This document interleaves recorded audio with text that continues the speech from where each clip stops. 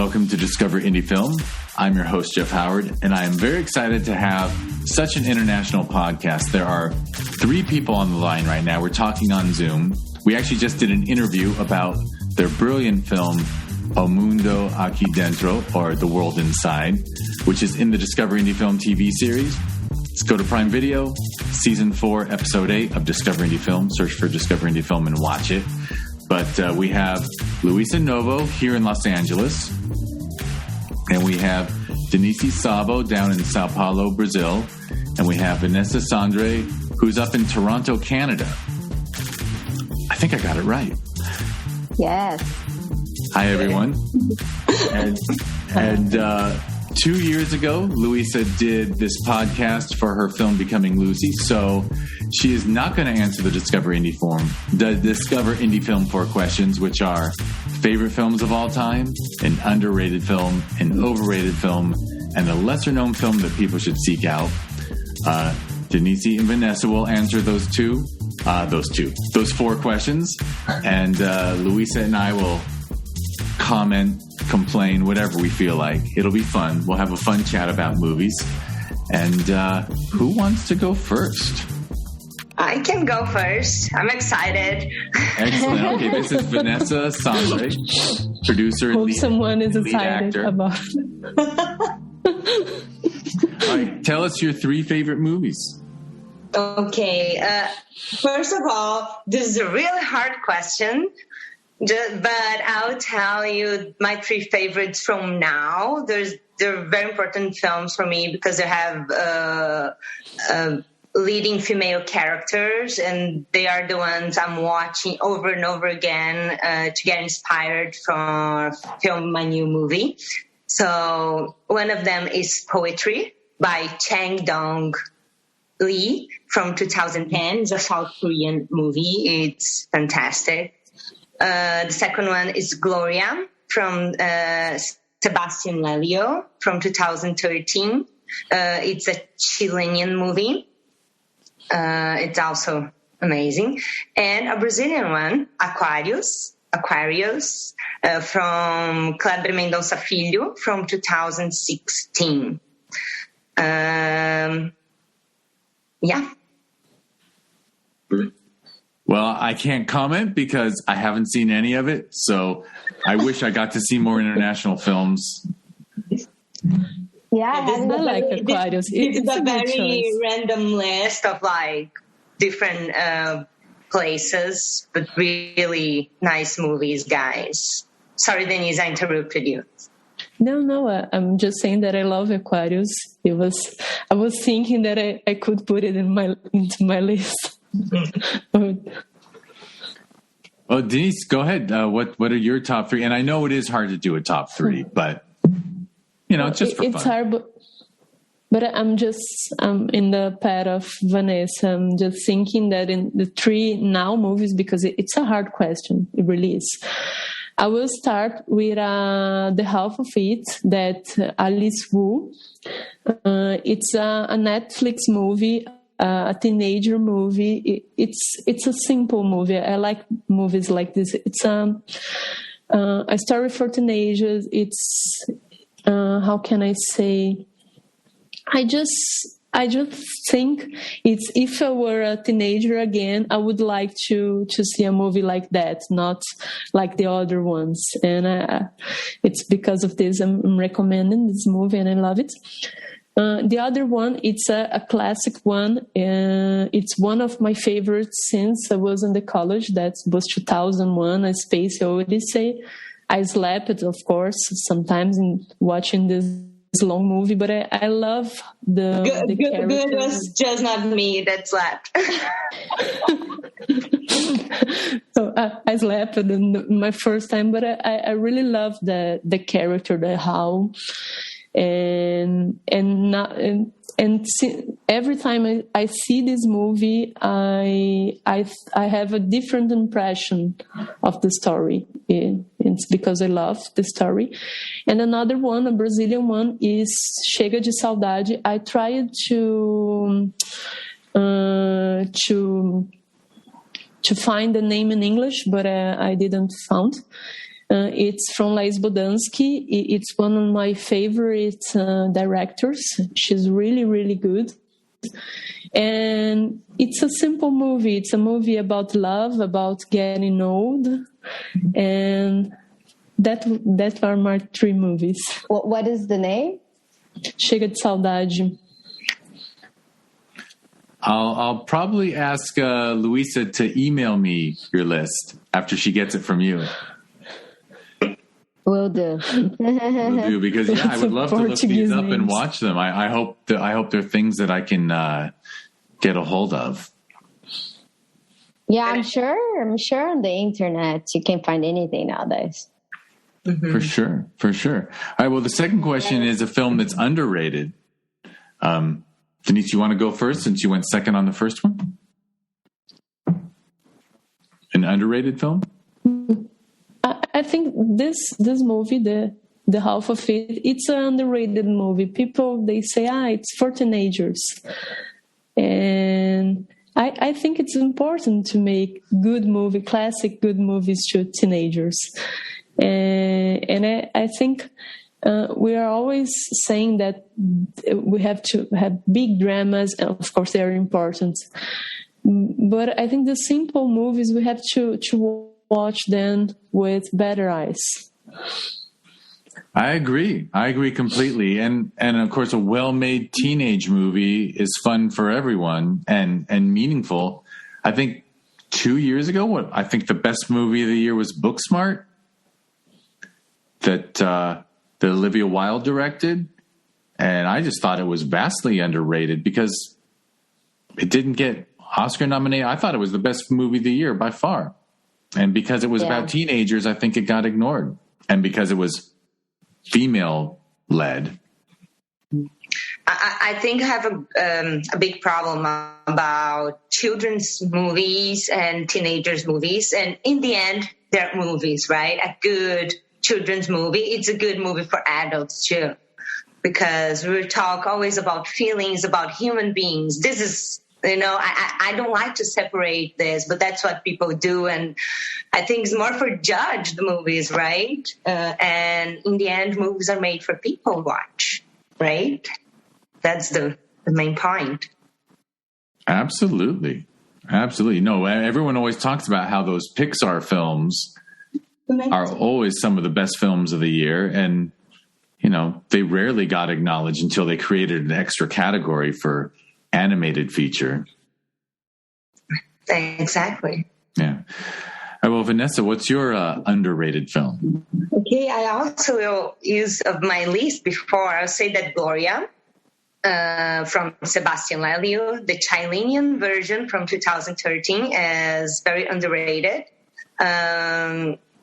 It's because there is an American version that I particularly don't like, and it's the same director that filmed, but the Chilean version, there is some political context on it, and it's a great movie. So, and as Denise said, that simple movies about daily life, about life conflict, simply conflicts. That's my type of movie too, this type of drama.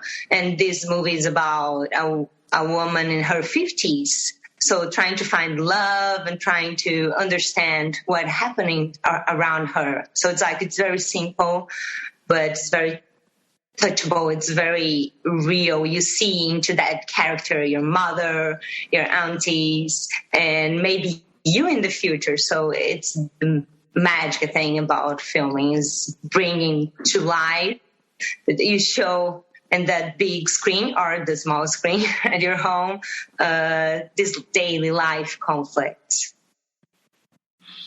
And that's very interesting to me that the same director made the Chilean and then the English version, but it makes me wonder if that director lost a certain level of control and creative decision control when a bigger a film is made here.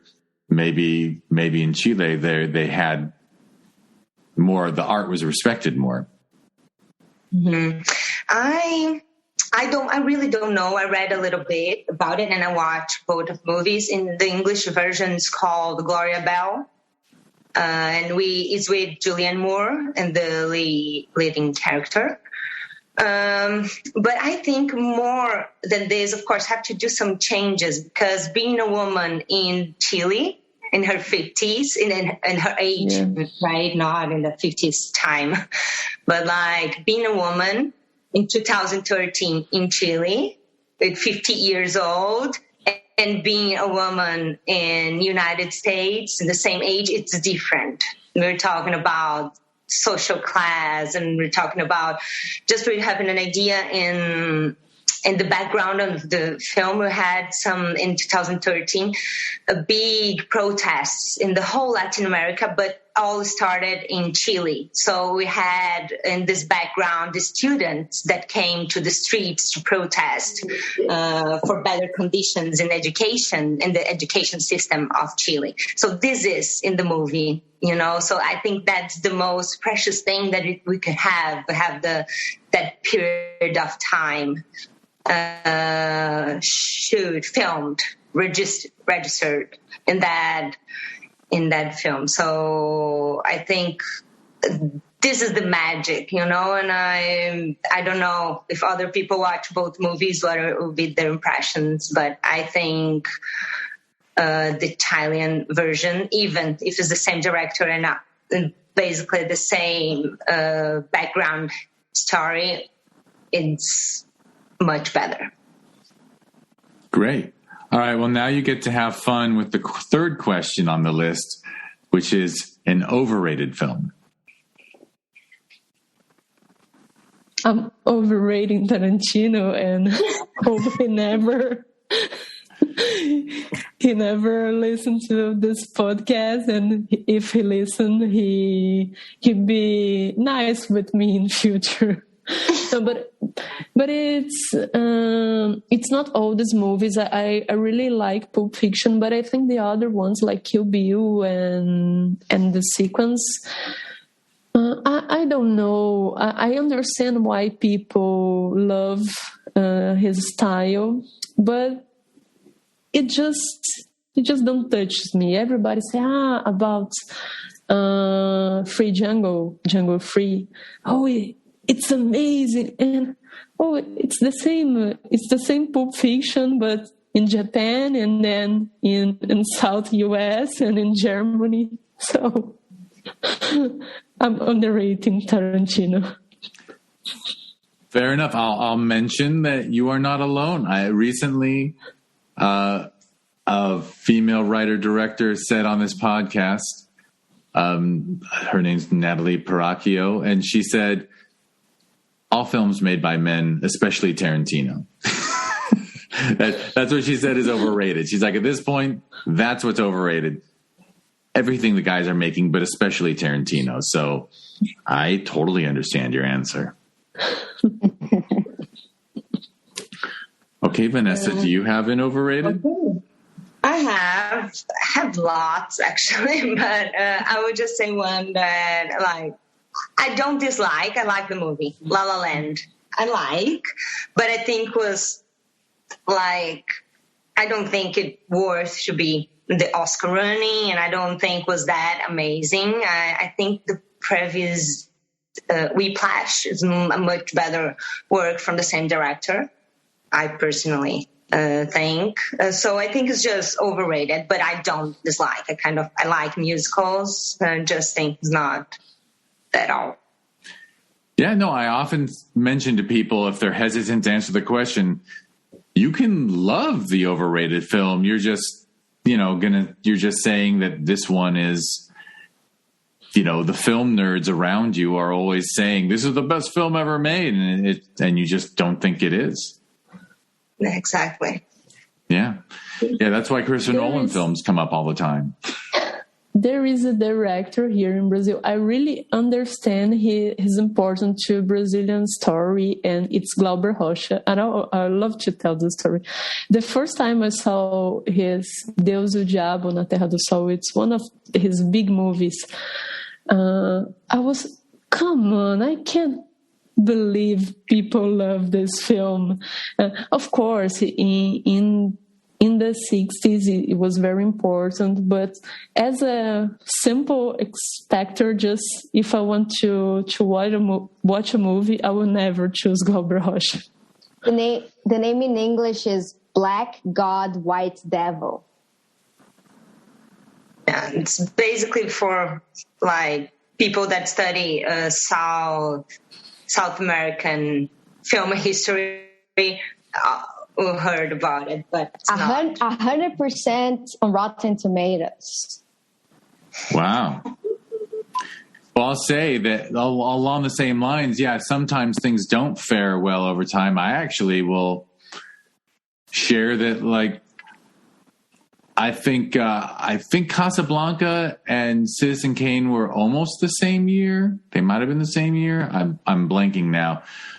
But I think Casablanca is as wonderful today as it probably was 50 years ago. And I don't think Citizen Kane weathered all that well. It might have had some really original camera usage and stuff. But I think actually as a story, I think it's overrated. It's a big shot you gave. Yeah, Orson Welles can come out. But yeah, as we're talking about classics, I don't like, but I think I don't understand Fellini. I just watched La Dolce Vita last year, and I said, like, really? Okay, I don't get it. I agree. I don't get it. Like, and I watched already other movies when I was younger. I said, okay, I'm too young maybe to understand. And like, I don't, like, I'm in my 30s now, and I don't get it. So I think and then people that love it. So it's nice. It's nice that you have different things for different people, right? Yes. Yes, absolutely. Yeah, not all the time. Some of these Italian masters or French masters, you go back. Oh yeah, I don't like Godard. For sure. I like. Big shot too. All right, well, we can move on. Although this could be a fun podcast, just all about French classic directors who really just don't deserve it. I mean, how good was David Lean really? No, sorry. But anyone want to answer the lesser? I mean, obviously it's different. Being from Brazil, you've already named films that are not known to me. But is there a lesser known film that you think people should seek out? Sorry, I didn't listen to the question. Sorry. Oh, so sorry. The last question is something lesser known that people should seek out. But do you mean like a Brazilian one or anything? Any film? Okay. I mean, in your case, you've given me a lot to seek out anyway. Yes, already. Well, I think I just named movies from male directors. Unfortunately, even if I'm really pro women directing, so I feel that I had to bring up something made for a woman that I really love, and I came up with this movie. There's called, I swear it's not porn, okay? It's called Kama Sutra, A Tale of Love, from Mira Nair. I don't know if that's how it's supposed to say in English. I think it is. Mira Nair, yeah. The Indian filmmaker, yeah. She's an Indian filmmaker. She did lots of things in Hollywood, but this one, it's amazing. It's a visual movie on an ancient India. So it's beautiful. It's lovely. And yeah, I think people should watch this movie. It's from 1996. Yeah, that's an incredible movie. That's yeah. Mira Nair is an amazing filmmaker. That's a beautiful choice. Finally, one I saw. And Denise, you want one last one? So you're lesser known? I don't know. I was not prepared for that question. You can pass. You can just pass. I'm passing this question. You gave us great films that I'm sure most people haven't heard of. I mean, Luisa hadn't seen some of them, so. I haven't seen most of the ones they said. Yeah. Including Kama Sutra, I haven't seen either Gloria. I haven't seen any of those. Aquarius I have seen. Right? I did see Aquarius. Not a big fan. I prefer Neighboring Sounds. I know. Oh. You didn't even start a debate. Yeah, I mean, I don't like movies that people usually like. I don't think there's debating it. It's so about personal taste. Like I dislike David Lynch, which I'm sure I said it on the other podcast, and people find me on it. It was like, I don't get it. I feel dumb. There's no rhyme or reason. It doesn't move me like in an emotional place. So I don't like it. I think he's great as a person, and I will listen to him talk about philosophy or the art of filmmaking. But then I watch his films. I'm like, no, thank you. So it's very personal. For sure. Yeah, I say that all the time. I know that's about all art, right?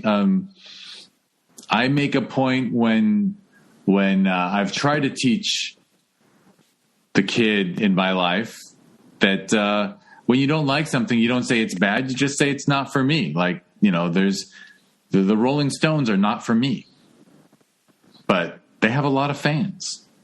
Yeah. I'm sure I guess maybe The Room is universally a bad movie that people love to hate. Maybe that one, maybe they don't have genuine fans. I don't know. Or maybe they do. Who knows? Yeah. And I don't like superhero films in general. Not because they're popular. I go because I have friends, and if I want to continue with my friendships, I have to go to see the movies, eat popcorn, and then drink some beer. But I'm always going to movies and say, and everybody loves this. It's not for me. It's like the Rolling Stone story. The people love the superheroes movies. They don't touch me. Well, I like superhero movies, and I guess one very overrated one that blows my mind how it's still considered a good one is Aquaman. That movie was so bad, objectively, and it got praised. I guess the DC fans were so starved because the movies were just bad back to back, and they really, but even critics cling onto Aquaman as a great movie. It's like, I don't get it. Super overrated. And I like superhero movies fine, but that was a bad one. Yeah, I think I'm with you both on. I didn't like superhero movies for a long time. Maybe an origin story can be good, but then when they start making them over and over, I'm like, okay, I get it. Iron Man's not going to lose, so why do I have to watch? I liked the first Iron Man, and then after 2 and 3, I was like, why am I watching? I get it. Bad guy almost beats him, but can't, and now Iron Man wins. Like, that's not enough for me to really get involved. And I think I was a broken record, because I think those two things I said, I also said in the other podcast. So I don't have any new information. My opinion is still the same. Well, we can't trust everyone to have listened to it, so it's good you repeated it. True that. All right, well, thank you all three for taking the time to do this. I'll thank again Vanessa, Sandre, and Denise Szabo. Just answered. One from Toronto right now, one down in Sao Paulo, Brazil, although everyone except me comes from Brazil, who you're listening to. And, of course, Luisa Novo, the writer-director of The World Inside, who collaborated with her two fellow co-producers, brought us all together today. We talked about The World Inside, and then we did these fun 4 questions. I hope everyone should dive into South American cinema. I think there's a lack of it up here in the States. Like right now, we're getting lots of Korean cinema. Mm-hmm. Which is a miracle, right? I just found out when I came to live here in Canada that English speakers are a little bit lazy on reading subtitles. Yes, that is true. Get really impressed about it, guys. Let's, get over it, because there's so many nice things from other parts of the world. So, yeah. For sure. You bring up an interesting debate, because I always really enjoyed foreign films with subtitles. And then this Korean Squid Game thing with all the controversy, that you find out that when they write subtitles in English, because it has to fit on screen for a certain amount of time, sometimes there's a lot more. Sometimes a dubbing is more accurate because they're just having an actor dub the voice and all the meaning is still there. But apparently if you had the subtitling there, you'd realize, oh, they chopped out half of what that person said because it didn't translate well enough to make it quick enough to read. Mm-hmm. I guess, but dubbing, it's another person acting. Like, you don't have the intonation of the voice, even though Korean is a very foreign language to me. Like, if I hear in French or in Spanish or Italian, I still don't understand it most of the time. But it's closer to our language that you get the emotion out of it. Korean is a little harder. Like, I just finished Squid Game last week, actually. And they have a very different way of communicating, and the language is so foreign that it's hard to even understand what that intonation means emotionally. But I don't know if it would translate to dubbing either. Like, the actor in English should probably just also express it differently. I don't know. I think dubbing, it's another art. We have some experiences in dubbing. And then dubbing is better than, not better, but it's more cultural, next, how can I say, culturalmente próximo. Please, girls, help me. It's what's the rest of the thing you want to say? Às vezes a dublagem se aproxima culturalmente das pessoas.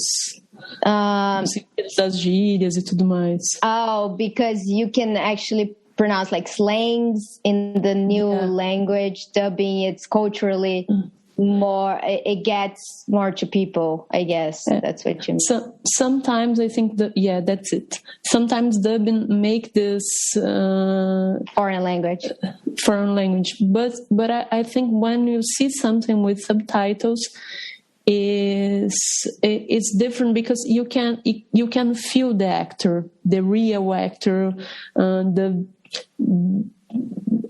tone of the voice, everything. So there are two languages, and I think you have to have the habit as filmmakers, as people who love cinema, to see movies in the original language and with subtitles. And of course, why not comparing with the dubbing, because the dubbing is another art. We have the actors, they're making, and the director, they are making a great job to make this movie into their cultural codes, let's say like that. But I agree with Luisa and Vanessa. Here we have the habit to see movies with subtitle in original language. Except for animated movies, I guess. Yeah. I grew up with Disney movies dubbed in Portuguese. So when I rewatch it as an adult in English, they're different. Neither is good or bad, because it's animated. It's not real people. Yeah. So the dubbing, maybe it's better because definitely slangs were translated, and the songs, they're just different. And I grew up with that, so I do like dubbing in animated movies sometimes.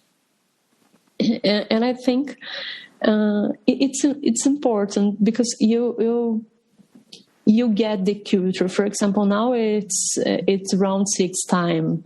Everybody's seeing round 6 is Squid Game, Jeff. That's how they call it in Brazil, round 6. Oh, thank you. And It's a huge, and I watch it in Korean with subtitles and then dubbing. It's completely different because the dubbing work is amazing. And there are some slangs that I was comparing dubbing with subtitles and say, oh, the dubbing is better now. And now the original is better. It's great when you see original and then when you see the work of the actors dubbing and changing everything. That is very interesting to hear, and I agree all around it. It is so interesting how we accomplish crossing cultural barriers of language for art. It's because it's such a visual. I agree with Luisa. Sometimes I would watch a subtitled film and just pay, even though, I understand 1 in 5 words. Like Spanish, I got 3 out of 5 words. Portuguese, sometimes I can pick up some meanings. And French, I'm halfway decent. But sometimes you just pay attention to the actor speaking a language you don't understand, and you're still swept away by their performance. Mm-hmm. Exactly. Yeah, it's neat. There is a comedy series here in Brazil. It's called Everybody Hates Chris. It's an American series. Mm-hmm. It's a huge success here in Brazil. And the actors, they are superstars here in Brazil. Even in US, they don't have this. They didn't achieve this success. And it's because of the dubbing. Because I can't watch the original because the dubbing it's the slangs, everything, and even the mother. He's so Brazilian, but she's not so Brazilian. That's the Chris Rock show. Chris Rock created that show. Yeah, the Chris Rock show, and it's a huge success here. You can't imagine how big is Everybody Hates Chris here. What's the name in Portuguese? Todo mundo odeia o Chris. It's the same. It's a literal translation. It's literal. Well, this was a very nice addendum to the 4 questions episode to discuss dubbing and what it's like and to hear the point of views you're sharing. It's really cool. Very, very fascinating. Makes me want to be like you and watch Round 6 / Squid Game both ways and see what I think, but I just don't have the time. No, it's a lot of time, yeah. But it is fascinating. Maybe I'll do it. Who knows? Maybe. Well, and as people who speak up multiple languages, then you have the luxury of comparing, a film in Portuguese, and then you can watch the English dub and see what you think. Yeah. Next up, English. All right. Well, I'm gonna wrap it up. I'll thank Denise, Szabo, and Vanessa, Sandre. They just answered the questions for us. Their friend and collaborator Luisa Novo brought together the film The World Inside with these 2 women. They produced it together, and you can watch that film. So you just heard their inspirations and a lot more. And you can watch the film that they made together, The World Inside, or O Mundo Aqui Dentro, which I assume is a literal translation. Yeah. That's in the Discover Indie Film Amazon Prime TV series. Just go to Amazon Prime Video any way you can and watch this film. It's in Season 4, Episode 8. Just search for Discover Indie Film and watch Season 4, Episode 8, and you'll see wonderful work by these 3 artists. And if you want to learn more about this podcast or the TV series I was born from, oh wait, I'm supposed to beg for the stars. Give the TV series 5 stars. Give the episode they're in 5 stars. Give things 5 stars. If you listen to this podcast, I don't know if it's Apple or Spotify or whatever, but give it 5 stars there too. Luisa, I should tease you. I don't know if you've ever written a review, but there's been over 100 filmmakers on this podcast so far. 13 5-star reviews so far on iTunes. Yeah, I'm terrible writing reviews. It's so funny, though. You'd think after 100 people have been on the podcast, you'd have more than 13 reviews. But anyway, yeah, I tease. So discoverindiefilm.com is the website for the podcast and TV series. And if you're into social media, the handle is @DIFWins. And The World Inside played at Filmvasion Los Angeles, a festival I programmed. That was in June of 2020. If you want to learn about the festival that happens every June, it's filmvasionla.com and @filmvasionla on social media. And there's a sister festival every November. In fact, in 4 weeks, there's going to be an 8-day in-person festival. That's the Sherman Oaks Film Festival. You can learn about ShermanOaksFF.com, and it's @ShermanOaksFF on social media. And I have now said everything I should. I did not ask the three of you if there was a website or social media thing that you wanted to share if people want to follow The World Inside or your other work. We don't have a page for the movie, but you can follow me on Instagram if you want, @LuisaMNovo. We can. So say, Vanessa, go ahead. No, I'll say that I think we three are not very good social media people. We're not very into it. But yeah, we have your personal. Please, Denise, you first. So it's Szabo, SZABO _ Denise. And my as producer, it's Ibira Cultural. It's hard in English, but then I can send. Yeah, send it along, and we'll put it in the website. Right, and mine, I think Instagram is the easiest. Is @Vanessa Sandre, with an E in the end, Sandre. So yeah. Very good. Yeah, it's always wonderful to be able to get your name on these things. Obviously, my name. I happen to have a name that's so common, I can't get anywhere near my real name. So, in honor of all, I grew up in a very Spanish-speaking school. So, my handle is Jefe, HEFFAY. 111, because growing up, all my friends who spoke Spanish called me Jefe instead of Jeff, so whatever. That's great. That's great. All right, well, thank you all three. It was a pleasure, and I'll thank everyone who listened to this.